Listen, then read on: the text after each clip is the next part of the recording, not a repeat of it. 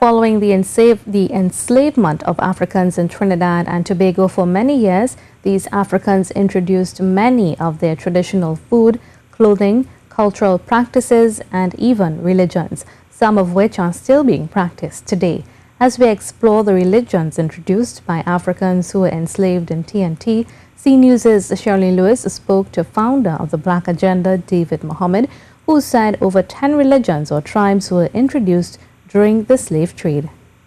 With so many religions practiced in Trinidad and Tobago, some of us may not be aware that as many as 10 religions were brought here by the enslaved Africans. According to author of Black Studies and founder of the Black Agenda, David Mohammed, the Africans belong to many tribes and their practices are now in the form of structured religion, passed down through generations and widely practiced and accepted today. 8 tribes, and there were an additional 2 that came to Trinidad as enslaved Africans.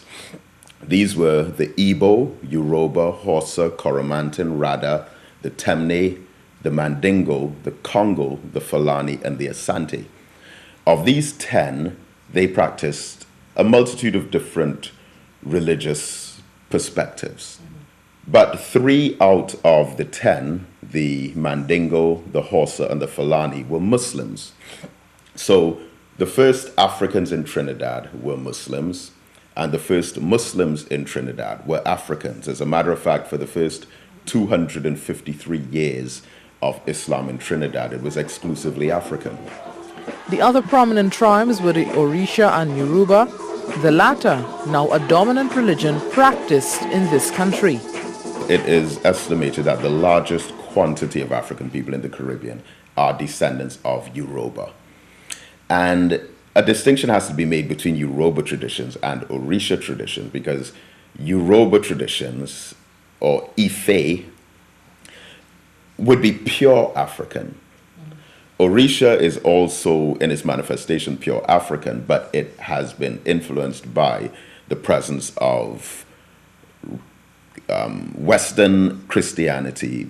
With the importation of enslaved Africans here in Trinidad and Tobago, many religions were introduced. However, despite attempts to suppress and erode these traditional African religions, there's a strong retention of them which still exists today. Mr. Mohammed said many of the other traditional African religions or practices were suppressed by the slave masters, thus contributing to the lack of historical information for so many Afro-Trinbagonians. All of the African religions were banned, were outlawed.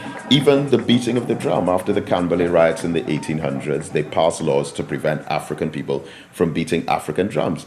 Because again, they saw it as some kind of force or energy that can activate some kind of spiritual ability for the Africans, which may inspire them towards revolution. Nonetheless, Mr. Mohammed is hopeful that the younger Afro-Trinbagonian populace can be educated on their heritage and lineage through the school curriculum and special programs. Cherrylene Lewis, CNews.